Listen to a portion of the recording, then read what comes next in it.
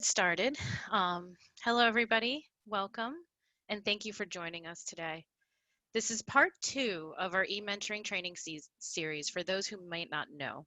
During part one, we discussed topics for programs to consider before implementing e-mentoring. These topics included information about different e-mentoring programs, various risks to manage like privacy laws and parental permissions, and how to close current matches if programs that were primarily in person before COVID can't pivot into e-mentoring. The topics we will discuss today will build off the considerations we introduced during the previous training as we dig into the best practices for e-mentoring. Everything we discuss today is rooted in the elements of effective practice for mentoring and the e-mentoring supplement that came out this past year.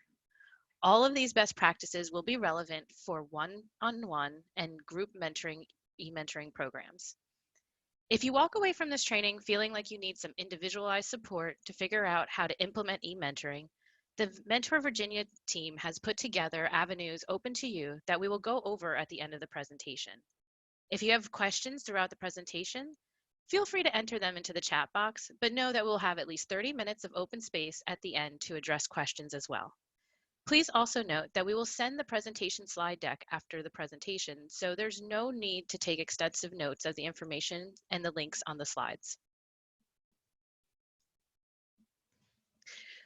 Before we start, we want to take a moment to acknowledge that we are all trying to build social connection during a time of social distancing.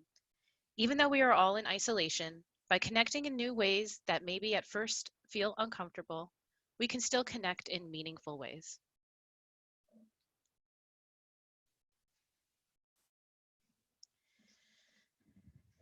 This training is primarily aimed at programs that were conducting in-person mentoring before COVID-19 and are now looking to pivot into the e-mentoring space, but we have worked hard to ensure that it's also relevant to programs that are just starting out and considering an e-mentoring platform as a program model. Our hope is that we can provide some information today that helps you think through the best practices you'll want to have in place in order to support high-quality e-mentoring relationships. We're going to be providing an overview of all the topics listed on this slide, but how they will specifically apply to your program will depend on the e-mentoring platform you're using and whether your program is looking to initiate new matches or work only with matches that were established before COVID. To start off, we're going to talk about the virtual recruitment of mentors and mentees. This information might not be as relevant to programs that are only providing e-mentoring to current matches, and it's possible that some programs only need to recruit mentors or mentees, but not both. We're going to provide an overview of the best practices here to meet all possible recruitment needs. There are areas here that will overlap with general best practices for recruitment. You still want to create a recruitment plan with clear messaging, as well as seek out participants which are a good fit for your program. You may want to consider small adjustments to your current recruitment plan and messaging in order to consider how to reach people virtually. Just like your regular mentoring practices, you will need to consider possible challenges for your volunteers. For instance, distance could be a consideration for an in-person mentoring. In the case of e-mentoring, comfort with technology should be considered. Messaging is vital for mentor recruitment, especially for e-mentoring, which is a fairly new form of mentoring that most people might not be familiar with. On the next slide, we'll go over some ideas for virtual recruiting, but those recruitment sources and ideas are only going to be effective if you take the time to craft an effective recruitment message. This slide contains some helpful building blocks for effective recruitment messages. Research shows that it's important to set a realistic expectation and create a clear picture of the program layout and the commitment for a volunteer in order to improve long-term engagements. The best way to build an effective recruitment message is to envision who you are trying to recruit and what messaging will be most effective at reaching and persuading them. That may mean that a more emotional message is needed, but it also might mean that a factual approach is better. Really dig down into the root of why your mentoring program exists and what changes your program hopes to produce for youth and for the community. And use that to help you find the right messaging. During the pandemic, a helpful recruitment message might be something related to building social connection during a time of social distancing. which emphasizes the importance of the role that mentoring programs can have in reducing isolation and increasing support for the young people right now in our communities. The following virtual recruitment ideas have been shared with us from program partners across Virginia. When creating a social media campaign, it is important to have a strong visual component that tells the story of your program, its goals, and your participants. Free online graphic services like Canva can be an easy way to create strong visuals that are cohesive and easy to digest.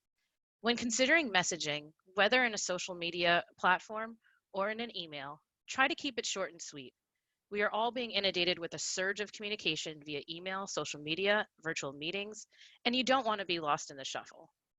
Use a quote or a small teaser to start to form a story. Including links to a fact page or to a blog sharing longer match stories can give the opportunity for more information to be accessed without overwhelming the viewer. Finally, consider volunteerism sites like Hands-On, Volunteer Match, or Idealist when conducting virtual outreach. They already have a preset volunteer engagement, which you can try to piggyback with your own messaging. Mentee recruitment can look very different for programs. So on this slide, we're going to focus on general best practices for mentee recruitment, which in a lot of ways mirror best practices for mentor recruitment. In part 1 of this e-mentoring series, we covered the intricacies of COPA and the guidelines that you will need to abide by. So we encourage you to look back on that when creating mentee recruitment if you were not able to attend that session. When thinking about mentee recruitment, keep in mind the interests of the guardians and the mentees. For your recruitment messaging, think about what would be fun for the mentee and what would be seen as valuable to the guardian. In the next section, we'll provide more information about screening mentors and mentees, which will cover the enrollment processes. Let's review some of the important differences in a training developed specifically for e-mentoring. Your volunteer source and your demographics could be very different when attracting virtual mentors. Consider inviting mentors that are more familiar with technology due to interests or job-related skills. Also keep in mind, e-mentoring could be appealing because of the flexibility. This can change your aims for where to recruit volunteers. You can branch outside of distance and schedule restrictions like you may have to already have in your program. Because e-mentoring is unfamiliar and new, very clear guidelines are needed in recruitment messaging and in your websites and in your programs.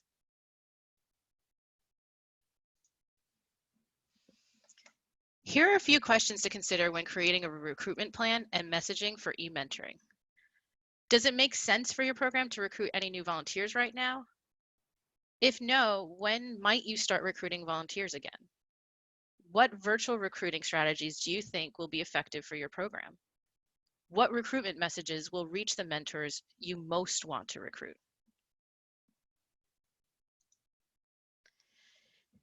And here we've put some links together for you to bring specific sections of the e-mentoring supplement which correspond with recruitment. In the next section, Sarah will be discussing effective virtual screening. Thanks, Vanessa. So I'm just going to dive on in here. So we're going to start off by talking about steps for screening any new recruits that your program gets for an e-mentoring program. So the first thing you'll want to do before you actually start screening any applicants is decide on what criteria a prospective volunteer should meet to be accepted into your program and what criteria would result in immediate disqualification. So in general, a strong applicant will be free from red flags, have no violent or child abuse related offenses on a background check, and be a good fit for your specific program's goals. And they'll also need to meet some criteria that are specific to e-mentoring. So they'll need to have access to the required technologies and networks for your program. They need to be comfortable using the required technologies or can at least be coached on them. And they need to be comfortable with the idea of building a relationship online. Whatever your criteria are for your program, just make sure that you're applying them consistently across all your applicants. So many of the core steps involved in the screening process are the same for e-mentoring programs and in-person mentoring programs, with a few exceptions. So for starters, you'll want to require the submission of an online volunteer application, which you can create through Google Forms or another online software.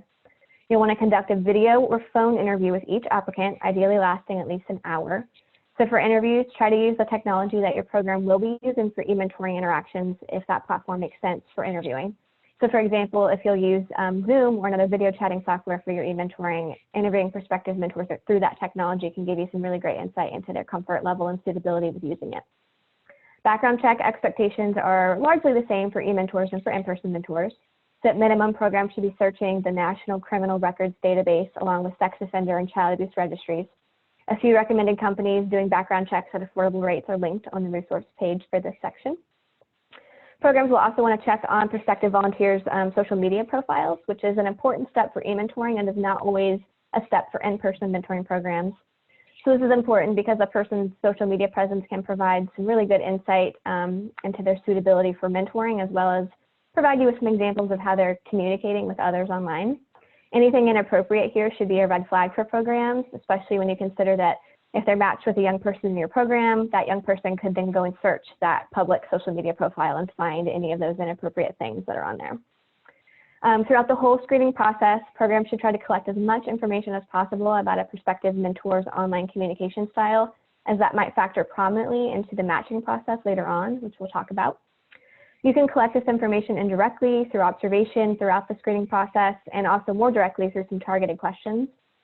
So programs that will have matches that are communicating primarily through writing could include a question on their mentor application form that asks mentors to pretend they're writing a virtual message to a young person to see their communication style. Another way to directly screen for communication style is to ask each prospective mentor in an interview to describe their online communication style with young people, or to have them verbally work through a role play conversation with a young person so that you can see what that would be like.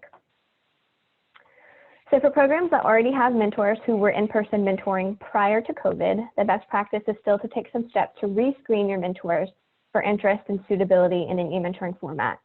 So rescreening can also be a tool that helps you see how much training your current mentors will need before they can feel prepared to take on a virtual relationship.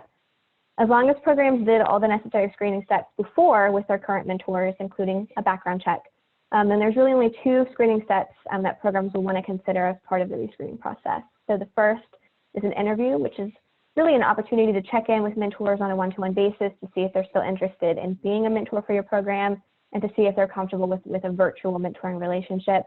If mentors don't get back to you about setting up that interview, that can also be a really good indicator that they're no longer interested or able to be a mentor. Interviews are also a great opportunity to communicate with mentors on the technology that your program is going to be using for e-mentoring, if that technology works for having a conversation. Some specific questions to e-mentoring to ask both your new recruits and current mentors when you're screening might include, what concerns do you have about having a virtual relationship with your mentee? Are you comfortable using the technology for our program? Do you have reliable access to the needed technology and networks? And what training do you feel like you could benefit from before starting a virtual relationship? And if the mentor is pivoting from an in-person relationship to a virtual one, the rescreening interview can also be a great time to check in more deeply about how things were going before in the match and see if there are any concerns that the mentor has specifically about switching modes of engagement from that in-person to a virtual space. And then the second step for rescreening is the creation of a new volunteer agreement, which is a helpful step with current mentors because it gives programs a chance to really clearly communicate in writing with their mentors whatever the new expectations are for e-mentoring. And that gives mentors another opportunity to decide whether it's something that makes sense for them right now. And that's really something we want to figure out before you're involving any young people in the process. So one thing that came up during the open space portion of our last training, part one, was concern about how to effectively screen volunteers over video conferencing or phone calls. As a lot of you will already know, the best practice for in-person mentoring is to have in-person interviews. However, with e-mentoring, there are a lot of programs who are operating e-mentoring programs across the country that don't do in-person interviewing and instead do rely on those video or phone calls. So some programs might not feel comfortable with screening mentors virtually and they opt to hold off on recruiting and onboarding any new mentors until in-person operations can resume. That's perfectly okay. Other programs might feel more comfortable with screening mentors virtually, and that's okay too, as long as all the steps we've already discussed are completed in a high quality way to ensure that child safety is a priority. Programs that are screening virtually might want to ask some more probing questions during the interview and try to pay really close attention to body language if the interview has a video component, which we highly recommend whenever possible. If you have a gut feeling as you're screening that a certain mentor is not going to be suitable, either to be a mentor at all or to be a mentor for an e-mentoring program, follow your gut. Child safety is always going to be our priority. And this slide just shows a few overarching categories of red flags to be on the lookout for during screening. There are a lot of examples of each of these categories that are linked on the resource slide for this section, so you all will have access to that. Programs that are really concerned about being able to effectively screen mentors virtually might consider developing some interview questions that really probe into each of these red flag categories as a way to strengthen your screening protocols. Our team can also offer any assistance that, for programs that are concerned that their screening might not be, rock solid, and that they want to make sure that everything is in place to do that effectively and safely. So then I also want to spend just a couple of minutes here talking about Mentee screening. The screening steps on this slide are useful for any new young people that might be joining your program, as well as any youth who were already involved in your programming before COVID. So one big component of Mentee screening revolves around determining youth access to required technologies and figuring out how comfortable each youth is with using that technology. So the step is going to look different for every program depending on the youth you're serving and the technology you're using for your e-mentoring. But it's helpful to create some basic criteria that young people in your program need to meet in order to participate in the e-mentoring.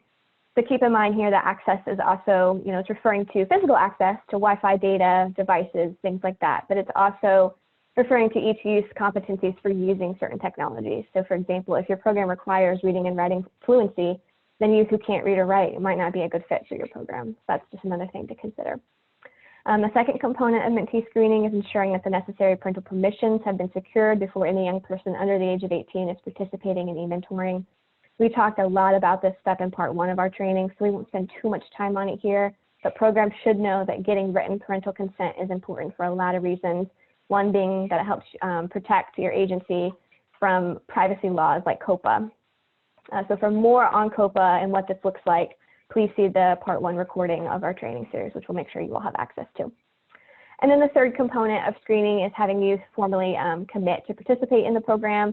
This step can look a lot of different ways, but one way would be to collect youth's virtual signature or verbal consent to participate in the program for the minimum amount of time required by your program. The key here is to make sure that the youth in your program understand what's expected of them, and you give them the opportunity to decide for themselves whether it's going to be a good fit and something that they want to participate in.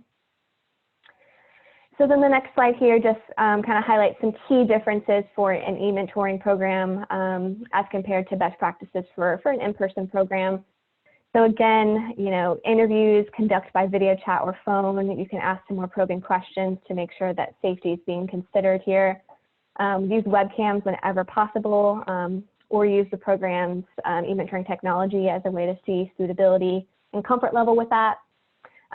Make sure you're screening for access and comfort to that technology with both your mentors and your mentees, since both will have to be using it. Make sure you're looking at your mentor applicant's social media profiles and any other kind of public stuff that's out there on them across the web. And then also make sure you're screening for online communication styles to assist later on in the matching process. And then here on the next slide are just a few screening resources that I mentioned. So there's a few best practices there from the e-mentoring supplement. There's the link to the part 1 training recording. There's some sample interview questions. There are the red flags we talked about earlier, and there are a couple of background check services, Sterling Volunteers and NCSI, that do affordable background checking for youth serving programs. So now I'm going to pass it off to Natalie, and she's going to talk a little bit more about training mentors and mentees for effective virtual relationships.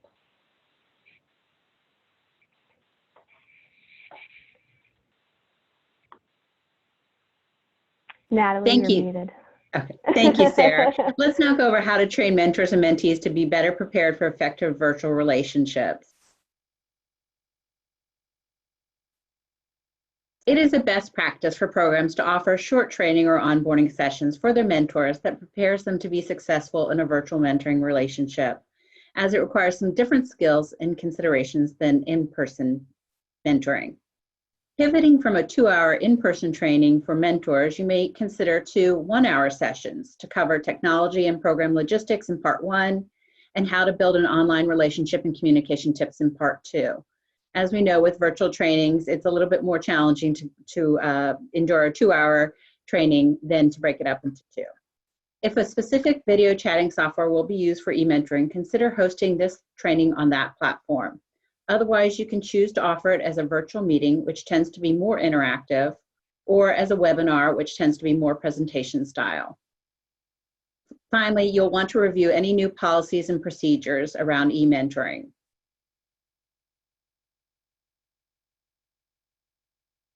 In this section, we are going to review some topics that should be covered during a training on e-mentoring. Policies and procedure updates, what has changed in terms of guidelines for mentors and how the program operates. Scheduling, are mentors responsible for scheduling interactions with their mentees, or will the program do the scheduling? If mentors are responsible for scheduling with their mentees, will they have to go through parents and guardians? Frequency, how often are mentors expected to interact virtually with their mentee? This could be different than your in-person dates and times that you always have scheduled. Privacy, how is the program ensuring that privacy and confidentiality are maintained across virtual interactions? What does the mentor need to know to ensure they don't breach privacy and confidentiality? Reporting, how have reporting procedures changed if mentors need to report a concern about their mentee? Match support, what will check-ins look like between mentors and the program coordinator? How often will they take place? What other avenues of support are available to mentors? Closure. What will match closure look like when the time comes to close the virtual relationship? Online etiquette, tips for communicating on virtual platforms. Some of these may include ensuring that there's nothing inappropriate in the webcam's background, wearing appropriate attire for video chats, be considerate of who else might be in earshot of a video chat or phone call.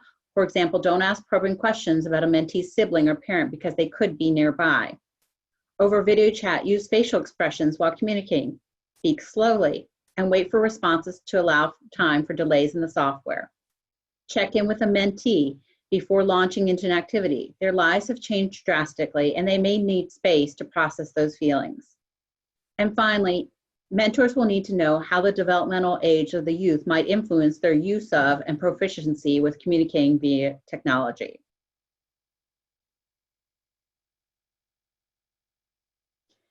Even if you do not usually train mentees, it is recommended that programs consider preparing mentees and their parents, guardians through a virtual group training. This is a very different scenario and setting for them, and they need specific training. Virtual relationships and communication require more guidance and preparation than in-person relationships. When thinking about what to include in a mentee family orientation or conversation, think about what information mentees and their parents, guardians will need to effectively participate in a virtual match relationship, such as use of the technology, frequency of communication, response time expectations, tips for being personable and conversational when interacting with their mentor, displaying appropriate online etiquette, and the ethics and internet safety surrounding e-mentoring relationships. By covering these topics as a baseline, you will ensure that all participants are set up for success.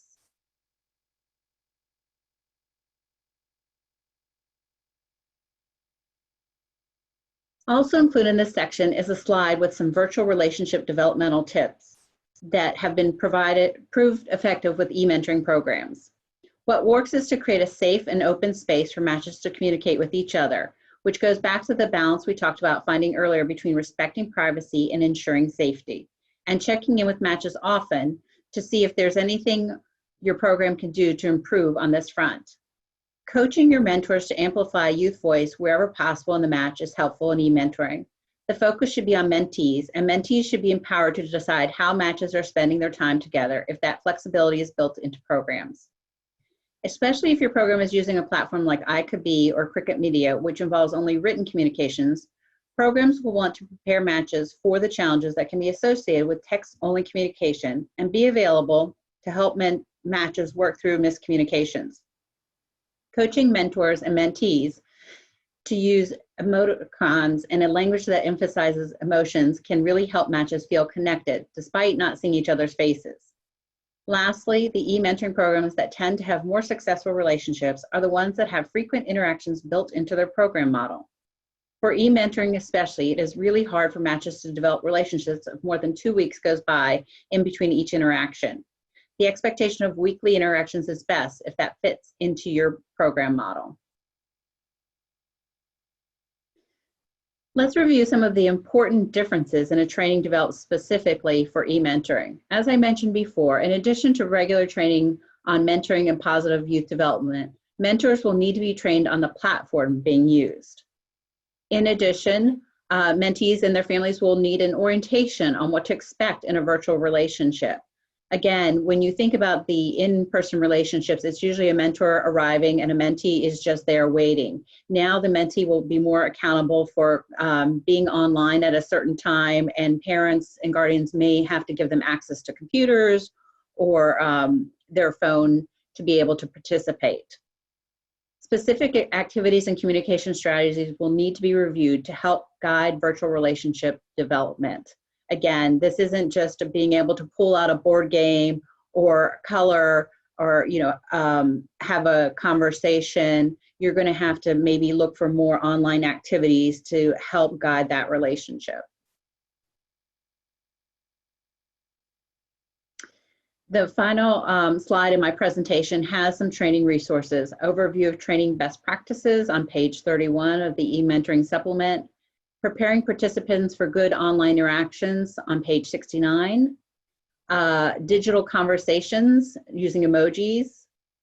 Activities and conversation starters for grades 3 through 9. Again, this is a good link and resource for those that want to help guide that virtual relationship. So at this time, we want to take a moment to gather any questions. We're going to take a poll break here real quick to help guide some of your thoughts here. So if you'll take a minute to answer these questions, there are 3 questions there. Is your program looking to recruit new mentors for e-mentoring? Yes, no, unsure, or not applicable? Do you feel comfortable screening volunteers without doing in-person interviewing? And do you feel prepared to train your mentors and mentees for e-training?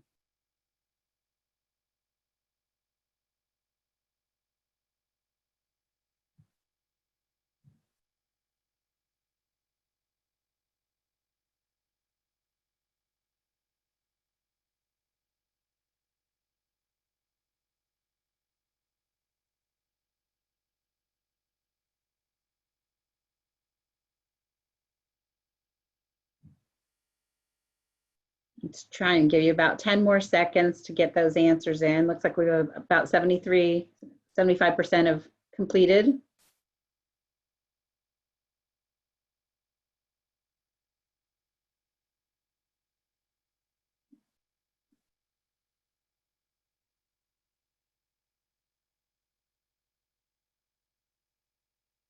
Okay. As you can see, it's split about a third of the way down about recruiting new mentors. A third said yes, a third said no, and a third are unsure.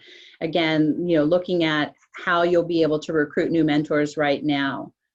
Do you feel comfortable screening volunteers without doing in-person interviewing? 50%, almost a little over 50% said yes, 30% said no, and 9% are unsure. Do you feel prepared to train your mentors and mentees for e-training? 39% said yes, 15% no, and 42% said unsure. And to that point, like I said, if you need help with some of that training, that's something that we could later talk about with technical assistance, or Mentor Virginia is also able to help provide that for a reasonable cost.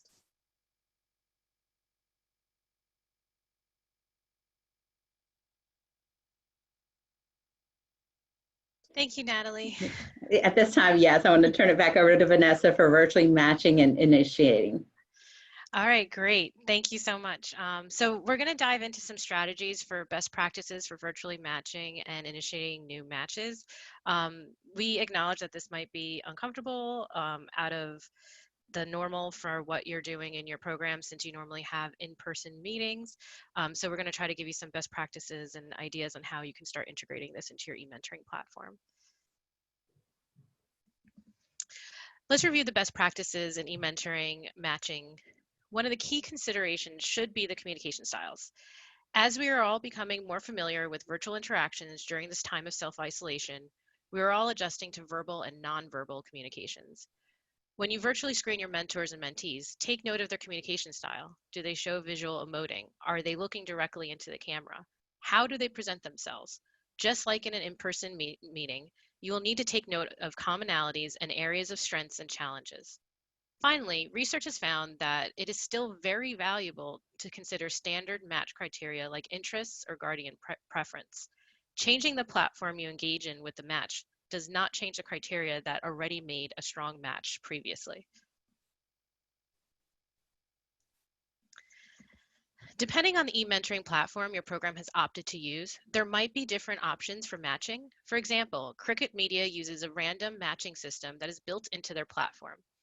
On the I Could Be platform, mentors and mentees can make avatars, and then mentees are able to browse through the available mentor profiles and select one that best matches their career goals.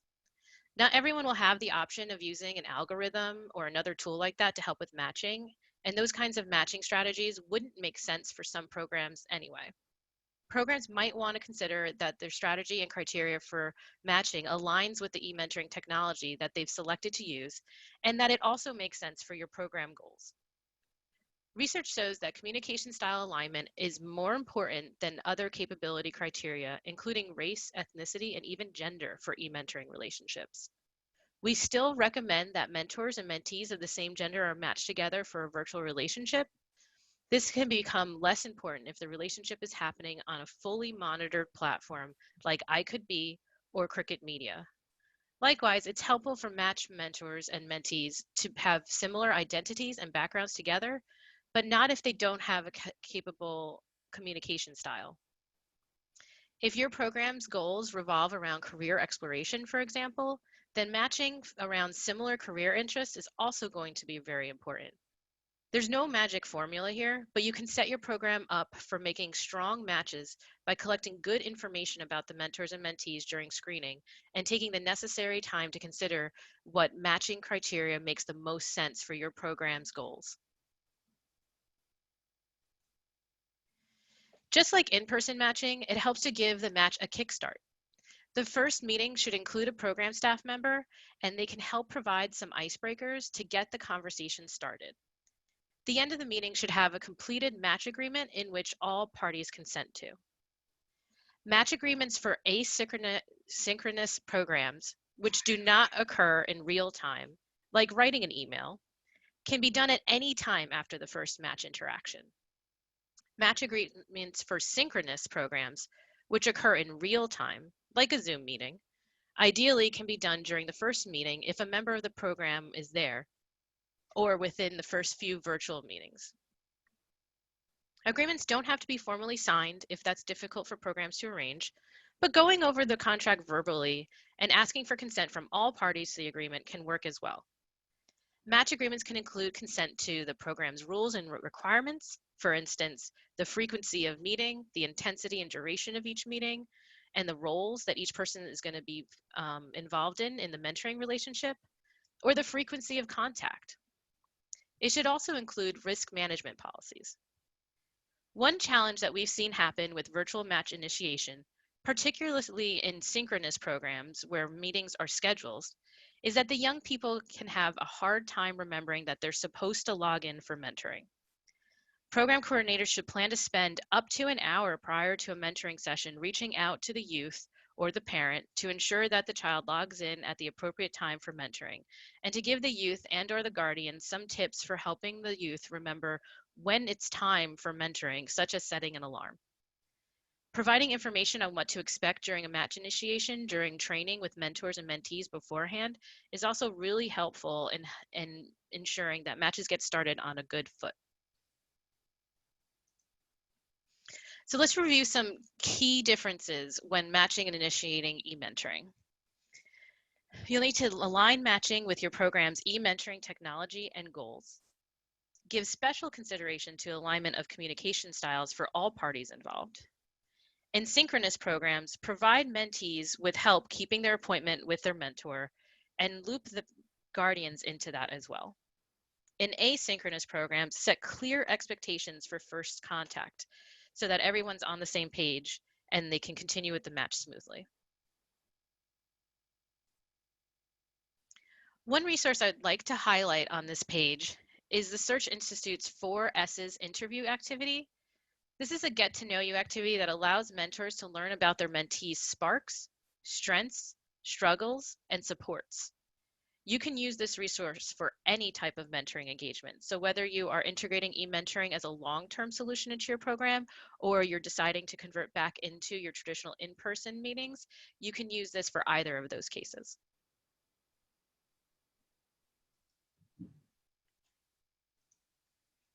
Next, we're going to go on to monitoring and supporting virtual matches with Sarah. Thanks, Vanessa. So by now we've recruited, we've screened and trained, and we've made our virtual matches. So now at this point in the relationship, matches are meeting regularly, and the role of program staff now is to ensure that matches are staying safe and building strong, healthy relationships together. So monitoring and support can take on a lot of different forms depending on your e-mentoring program and what technology you're using, but there are a few best practices that are universal.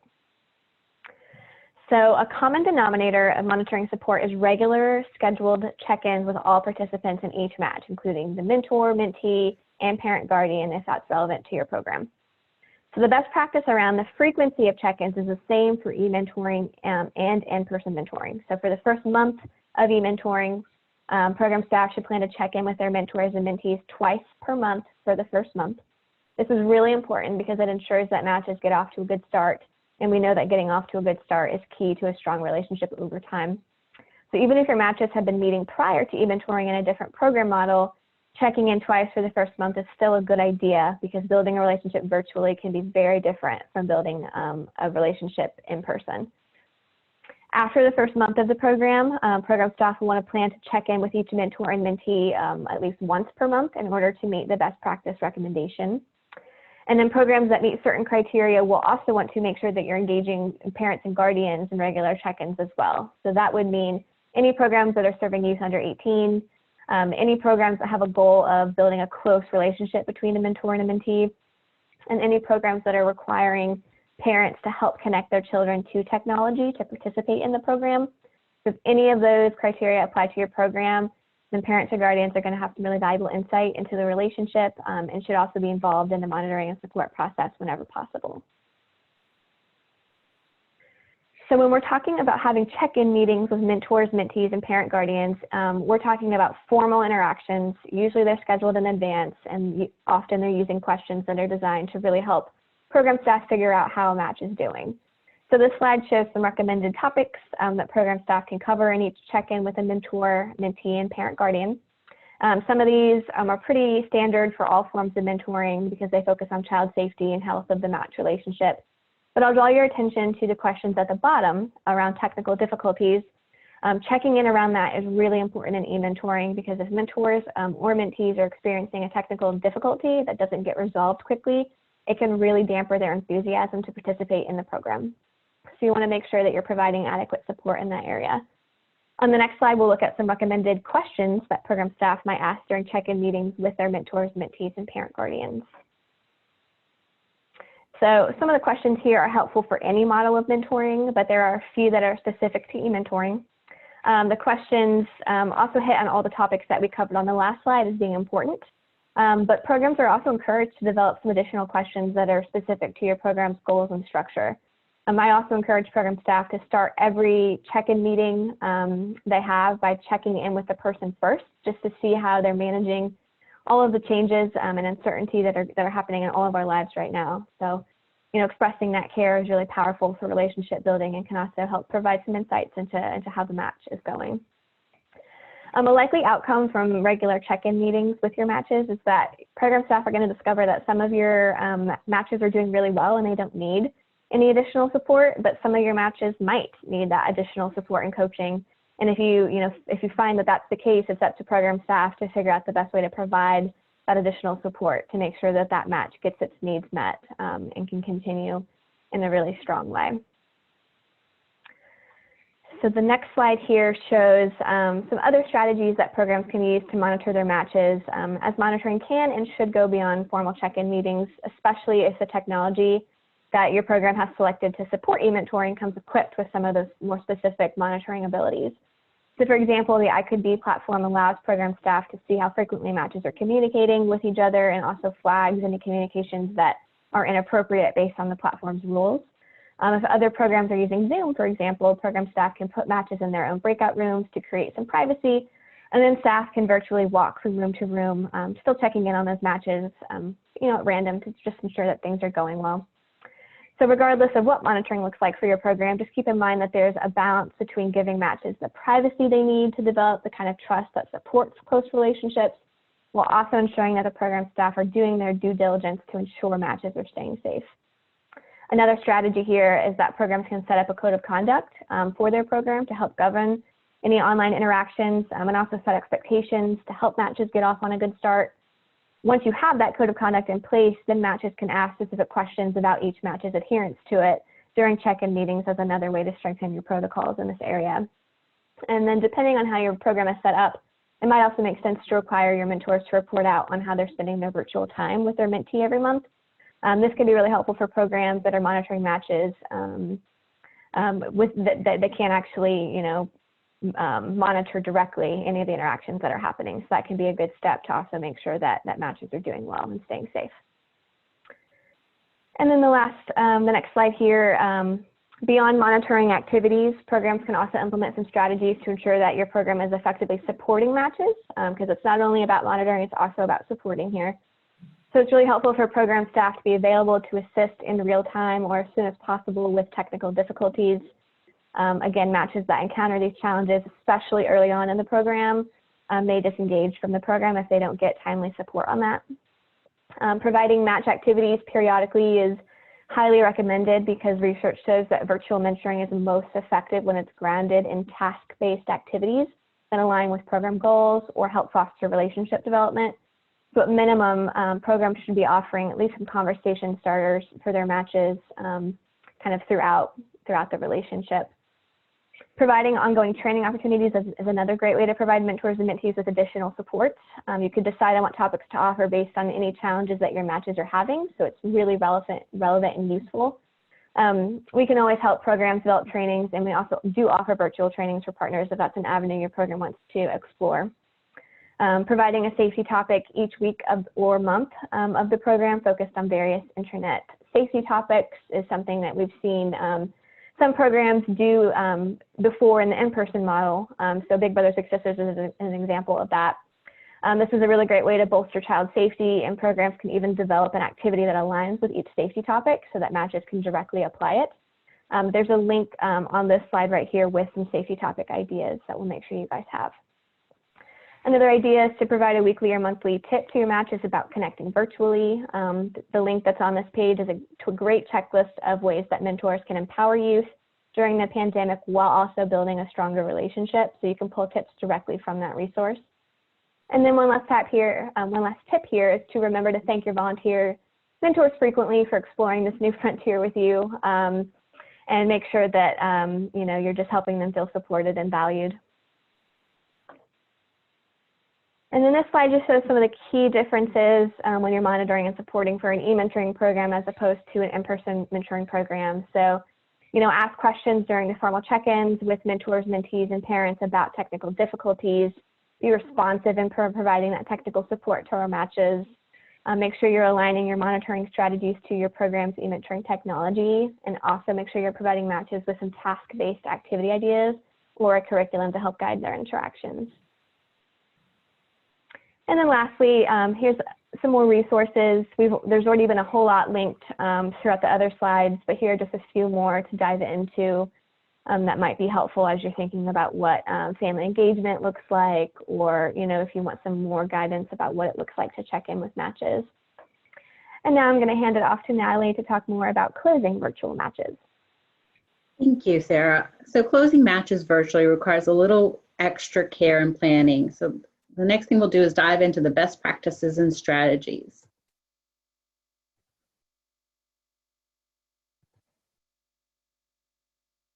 It is a best practice for all mentors to provide their matches with a chance to formally say goodbye to one another through closure, and e-mentoring is no different.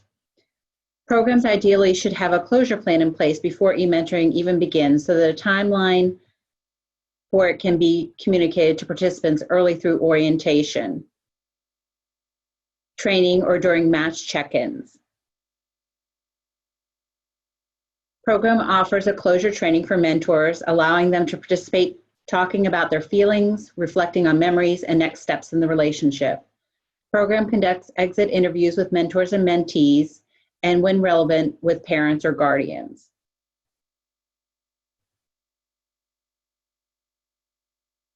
Each program's closure plan will look a little different based on what technology or platform is being used, but generally should include the following. Begin setting a timeline for match closure that provides participants with a clear understanding of when the relationship will formally close. Decide on the format for the match closure meetings that aligns with the technology platform being used, whether that is through writing, video chat, etc. Programs might also consider hosting a virtual celebration if their chosen technology will support it to mark the end of the program. During one of the program's final virtual interactions between mentors and mentees, encourage them to thank one another for their participation in the virtual relationship and to reflect on their favorite moments. This may be best done through a reflective activity, such as providing matches with a set of reflective questions to ask each other, or having a final activity that combines the goals of the program with an opportunity for reflection. Consider what program policies will be around future contact after the match is closed, making it clear that the program is not liable or responsible for monitoring any future contact. Next, develop a communication plan either through a written letter or email to all participants, including parents and guardians, that states that the match is closed and stating the program's policy on future contact between matches.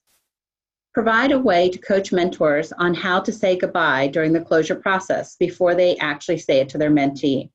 This is especially important if program staff will not be present for the match closure process with some or all of their matches. In those cases, it is crucial to prepare mentors to talk to their mentee about the policies around future contact and possibly, when relevant, of participating in the mentoring program again without making promises they can't keep.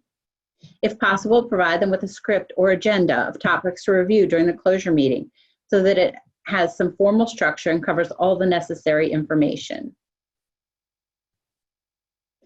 On this slide, we're going to look at more ways to coach mentors to say goodbye. Activities should be based on the elements of closure: learning, appreciation, celebration, and future planning. One thing that can be offered is a reflection exercise. Relationships I have been part of. Discuss with a partner at a time you ended a close personal relationship, whether it be graduating from college and leaving friends or break up with a partner. Have one person share a positive closure experience and the other person share a difficult closure experience. Role play a healthy closure conversation with your mentee. Have one partner be the mentor and the other partner be the mentee. Switch roles and discuss feelings around match closing, relationship changing. Talk about positive experiences and memories in the program. Review of the program policies for post-closure contact. And finally, turning closure into learning, mentor self-reflection. What have I learned about myself, my mentoring gifts and strengths? In this slide, we're going to examine what is different with closure for e-mentoring. Closure is not always done during a final celebration in the e-mentoring space. Therefore, it is important to provide a quality virtual reflective activity so that it feels different than their everyday interactions. More communication is needed to provide families with information about the closure process. For example, will it continue on afterwards, and what are the parameters around that? Since mentors and mentees are used to meeting virtually, clear policies and procedures need to be reviewed regarding future contact through any digital means, to include social media.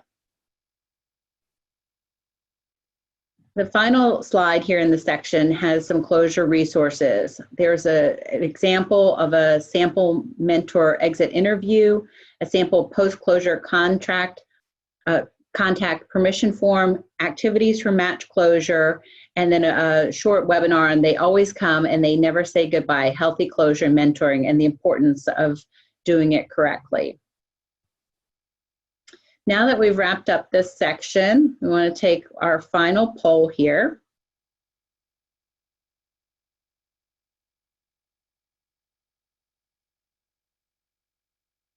So you'll see here 3 questions. The first one is, your program planning to initiate any new matches through e-mentoring? Do you have the capacity to have regular check-ins with your matches? And will your program provide training on closure to, and there are, select all that apply, mentors, mentees, parents, guardians, etc.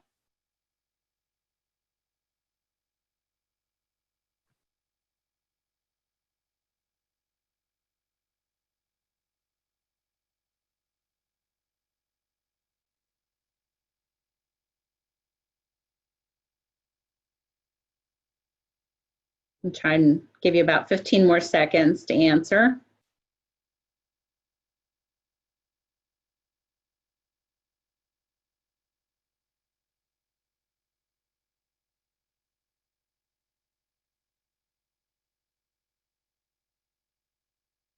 Okay, it looks like most people have voted. So is your program planning to initiate any new matches through e-mentoring? 39% said yes, and 29% have said no, 29% unsure. 3% are, it's not applicable. Do you have the capacity to have regular check-ins with your matches? This is good news. 77% of you said yes, only 3% said no, and 16% are unsure. Will your program provide training on closure too? To mentors, you have indicated 58%, 42% to mentees. That's great. Like I said, we said that that's a very important role that sometimes you don't always do in the in-person trainings, but is very much needed in a virtual relationship. Parents and guardians, 39%, again, because they'll need to be very involved with the next steps after the closure. 35% are unsure.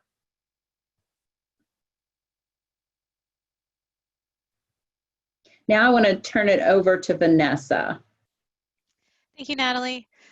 So we want to make you aware of our next virtual town hall that we're going to be hosting on Thursday, May 7th.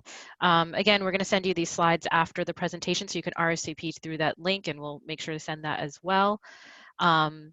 The open forum topics that we are going to focus on are supporting mentees and families through trauma and keeping volunteers engaged while programming is paused or moving into e-mentoring. We also want to note that folks can bring questions outside of these topics as well, because we hope to continue to foster a community of support and share in each other's strengths and challenges through these town halls as we move forward. As we mentioned in the start of the presentation, if you're finding that your program could use some additional support from Mentor Virginia right now, there are 2 tiers of support open to you at no cost to your program. In response to the growing need of support during the pandemic, Mentor Virginia has started a new initiative called Open Office Hours. During Open Office Hours, you'll be able to work directly with a member of the Mentor Virginia team for up to 3 hours on anything that your program needs at no cost.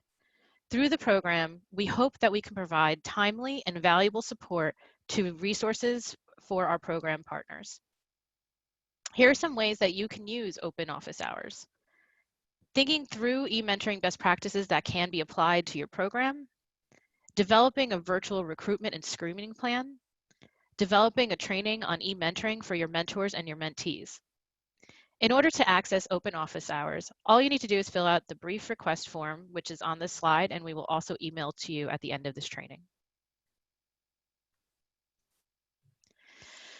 The other no-cost tier of support available to your programs is our program consultation service, which we call technical assistance. This is basically a longer and more impactful way of getting support outside of the Open Office Hours. You will still work directly with a member of the Mentor Virginia team. However, the main difference is that you can have access to more time and services. You will work with the Mentor Virginia staff and create a project plan, a timeline, and a contract for up to 50 hours of free one-to-one coaching from a staff member. We hope that your program could take advantage of these free resources while you're working on ways to pivot to meet the new challenges. And please ask us questions about it if you aren't sure whether this is what your program needs right now. If it's not, we can help point you in the right direction. We'll be sending a link to apply to this technical assistance after this training, but it's very important to note that after you apply, please forward the confirmation email you received to our program coordinator, Sarah. Due to the overwhelming national response, the system could have up to a month delayed communications. So if you reach out to Sarah, she can get you started with while your application is being processed.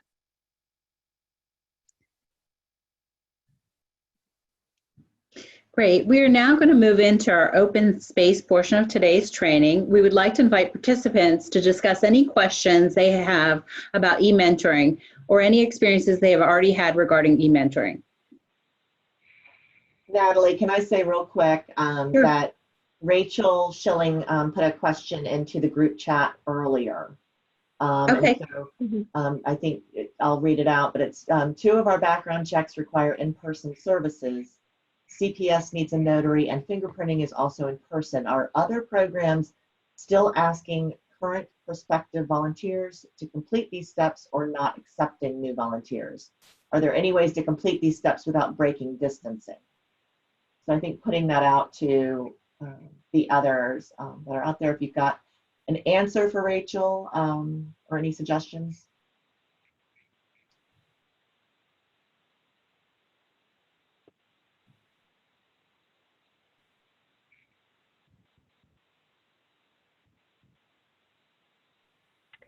Rachel, I think that's a great question. Thank you for asking it. I will say that I was the one who did the research for the screening parts of this, and I didn't come across that. And I'm guessing that's because in typical times when we're not in a pandemic, you know, those steps can still be completed fairly easily on the mentor side.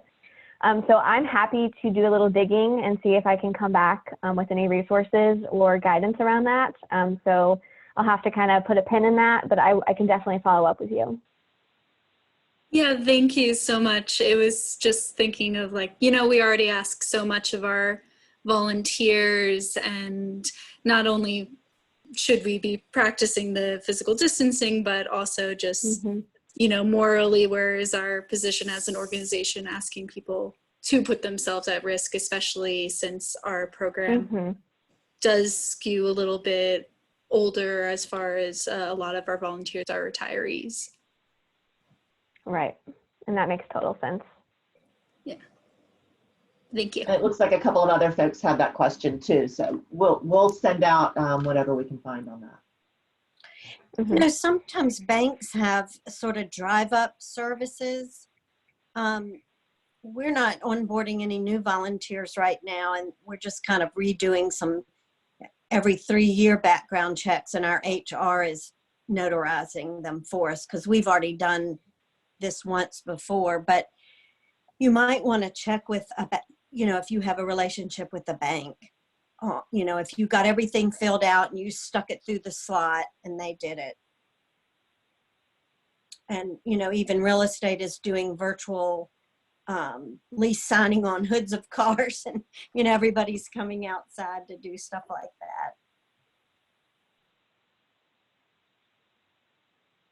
that. I have a question.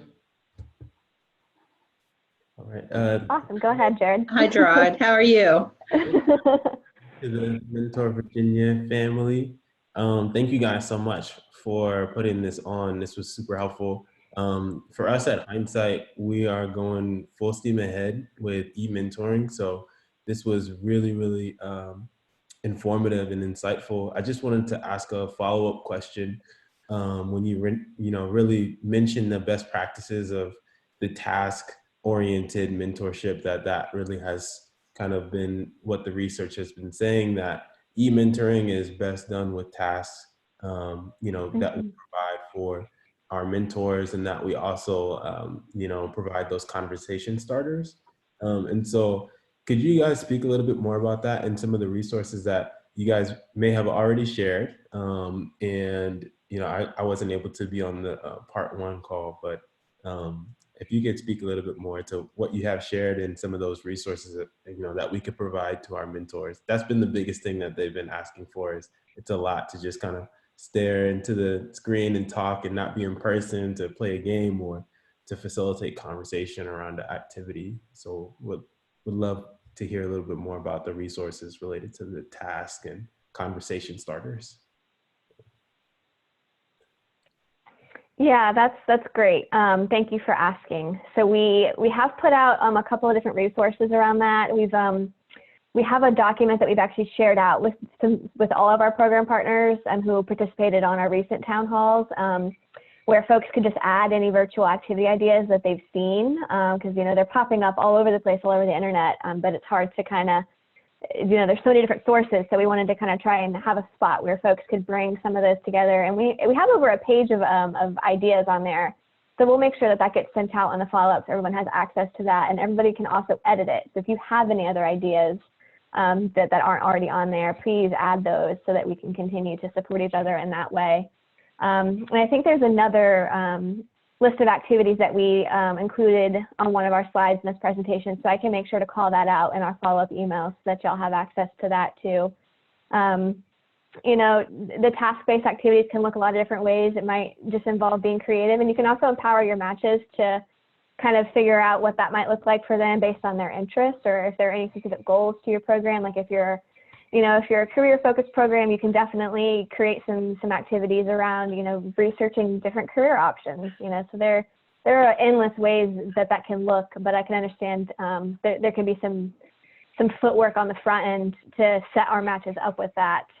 So we can continue seeking specific resources if folks have any specific activities or topics around which they need activities. We can also do some of that groundwork research for you. Just let us know. And Gerard, what platform are you guys using for your e-mentoring? I've been using what the mentors have preferred. So each mentor may use something a little bit different. So some of them have used their just FaceTime video chat because they've already had their current matching. And so, I was looking at iCould, and then I'm submitting I guess their survey that, you need to fill out there. That was kind of another question. I didn't want to bombard, the whole questions and everything, but, we're open to suggestions and, recommendations. Okay, great. And then one other thing I just want to highlight is Sarah's actually been working on having a dedicated resource page on our website. So there's a lot of links in there for each specified topic. So we'll continue to update that as well. Okay. Thank you, everyone, and good to see you, Natalie, and congratulations. So, all right, thank you. And I'd just like to request to include it, because most of our refugees use WhatsApp, and I've been trying to get up to speed on that. I'm using a Zoom, but if I know they have a video chat feature in WhatsApp. So if you provide any tips on that, that would be great.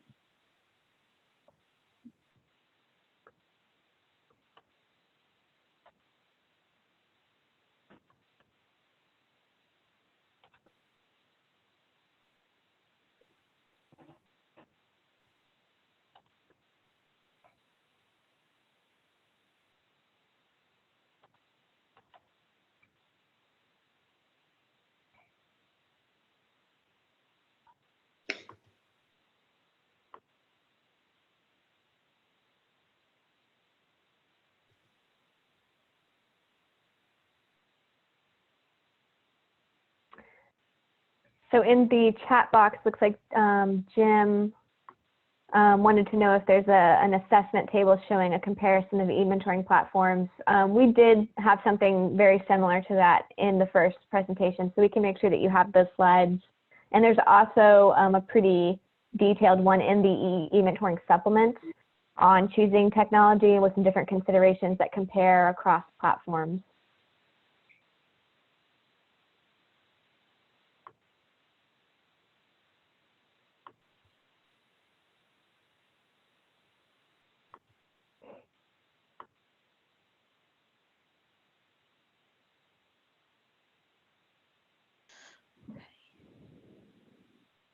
Do we have any other questions we can, or if you want to share out about an experience that you have had conducting e-mentoring already, if your program's already started it, I'm sure folks in this group would appreciate hearing some real life examples. Hi, it's Rachel. So one thing so we're a dual edge program. We're a literacy program and a mentoring program. So a lot of our e-mentoring right now is very book reading, writing heavy. One of the great things that we've been able to do in the last couple of weeks is partner with 2 independent booksellers. And they have asked for donations from the community. Some of those are coming from our own volunteers because they want to support them. And they've been providing safe, as contact-free as possible, book packets to our students. And so it's really great because especially a lot of our younger students aren't as tech savvy to get onto a lot of the free ebook services that are available to them. And also it's supporting independent businesses that are struggling right now. So I would, if you have those local bookshops, I would bet that there's someone in that bookshop that cares about the kids in the community and is willing to work on a similar program with you. Thank you. It's a great suggestion.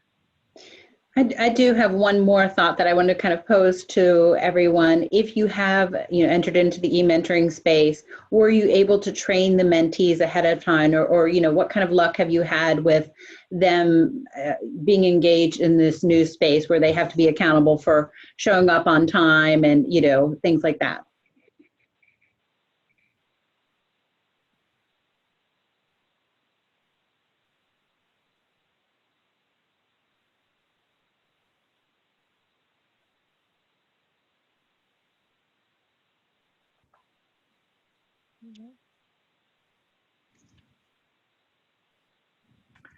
I'll share a little bit on how things are going for us. I know I shared last week that we were trying to start Zoom sessions with our matches.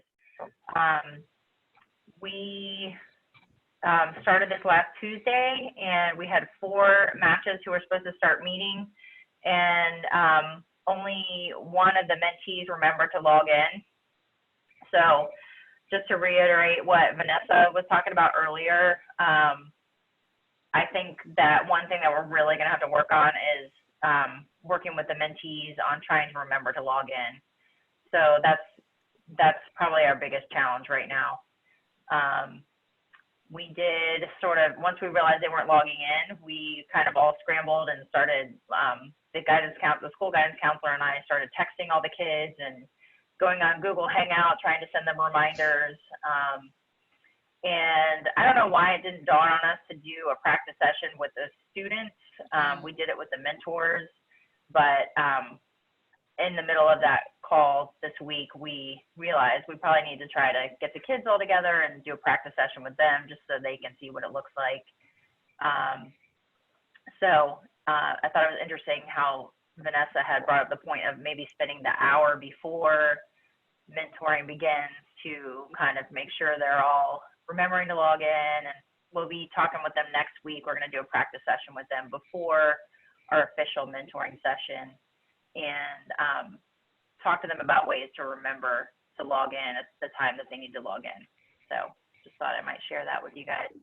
Thank you for sharing that, Laura. That's great insight into this. Like I said, that's why we talk with the mentee training. And then as we know, on these days, time does kind of escape. And so I can imagine if young people are off doing something else, for them to remember that this is the specific time. Because as we mentioned before, if they're used to in-person mentoring, the mentor just comes to them and shows up. They don't have to be accountable. So this is a whole new space for them as well.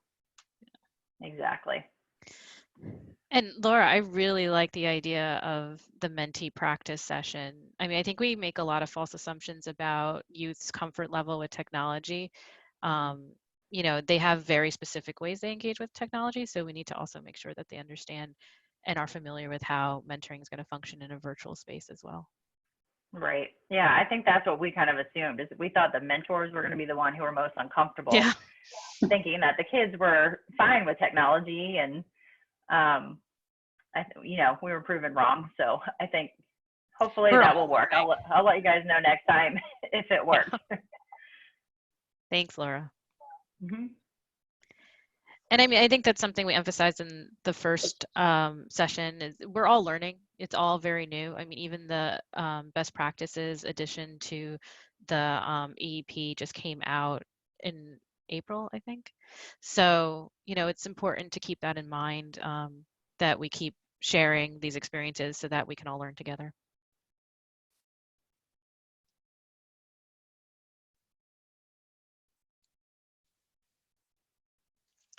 All right. Well, I think we have about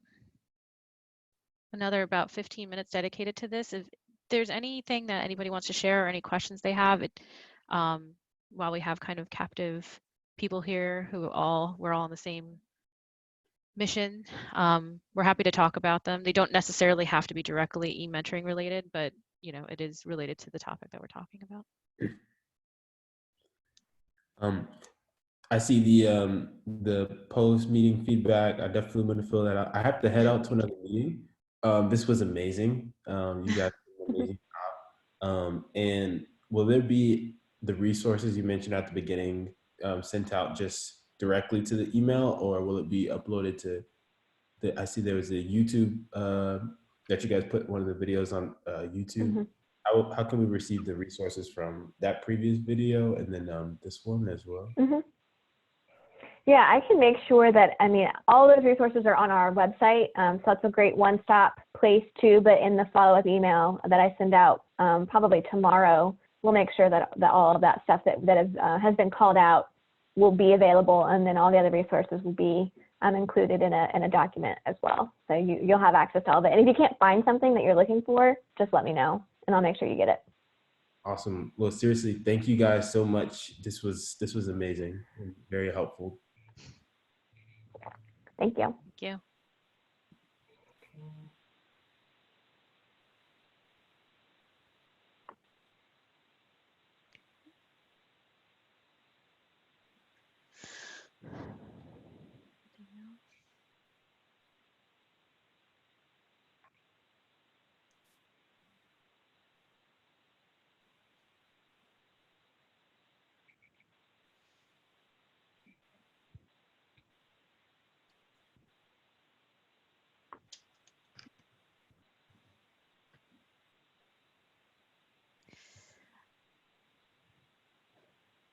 Okay. If we don't have any other questions or share outs, we might close it up a little bit early. We just wanted to make sure we put this time in at the end of the training to review and share out because it's valuable when we're all together.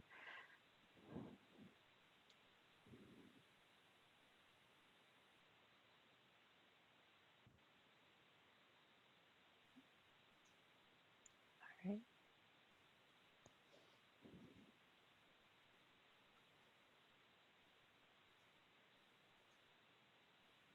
All right. Well, I think we'll close it out then. Thank you everybody for attending. And we will see you next time.